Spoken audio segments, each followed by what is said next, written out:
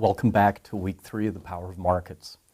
For those of you that are following on the PDF version of the text, this week we'll basically cover Chapter 3 and a good part of Chapter 4. And then next week we'll cover the remainder of Chapter 4 as well as Chapter 5 and some of Chapter 6. We left off with some basic assumptions of consumer preferences, how those get represented by indifference curves and indifference maps, and why the typical case is indifference curves that are convex to the origin. Let's sharpen our understanding of consumer preferences in this session. First, consumers can have different preferences. So nothing that we've said in the earlier session implies that everybody has to have the same preferences. Let's take a particular case in point here in figure 3.5 and compare Oprah Winfrey's preferences for broiled fish versus tacos relative to George W. Bush's. Oprah's indifference curves are flatter than George Bush's. And what that means is the rate at which Oprah is willing to give up broiled fish for an additional taco is less than the rate at which George Bush is willing to give up broiled fish for tacos. So nothing in the assumption says that there can't be differences that need to be accounted for across consumers. The model can also take into account economic bads or economic neuters. Economic bads are items that individuals would prefer less of as opposed to more of. Let's look in figure 3.6a, where we put income on the vertical axis, a good, and smog units, a bad, on the horizontal axis. So let's say we started on indifference curve U2 at point A. And then we said, for this individual, we're going to give you more smog units of B to point B. So we're going to increase your smog units from 10 to 15.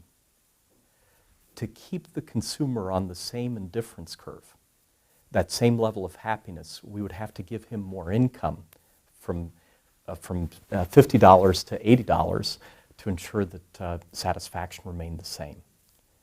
So in a case where we have an economic bad on the horizontal axis, the indifference curves will be upward sloping. Greater levels of satisfaction in a case like this will lie to the northwest. More income and less smog units, less of the bad. So the model can account for economic bads.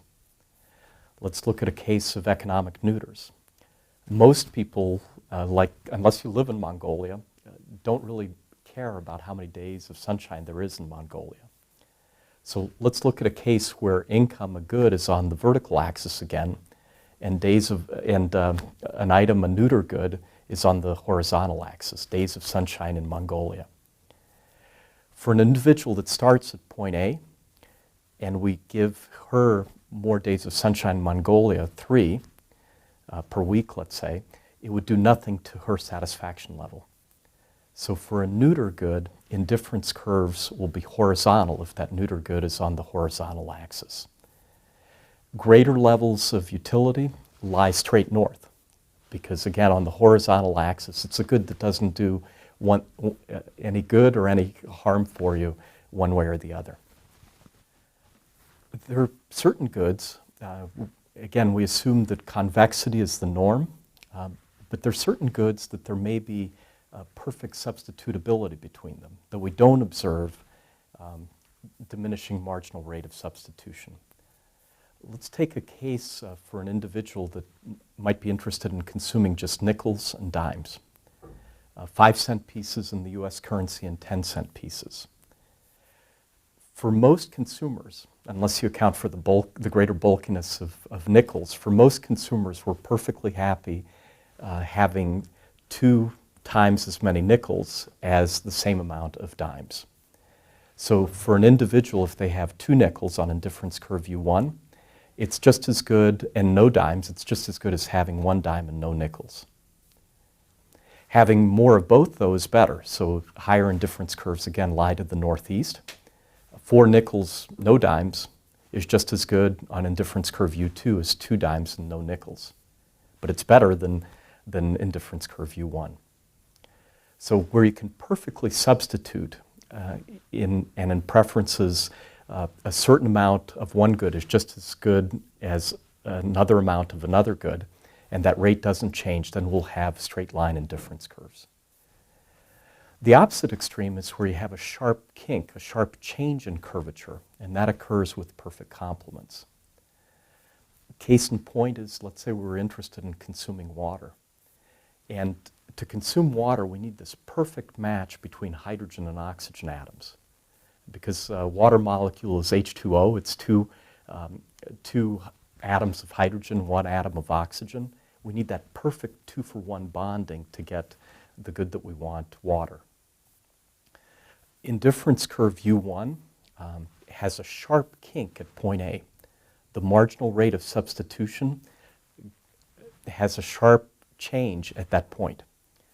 Above point A, if we have one oxygen atom and two hydrogen atoms, additional oxygen atoms in and of themselves are a neuter to this consumer.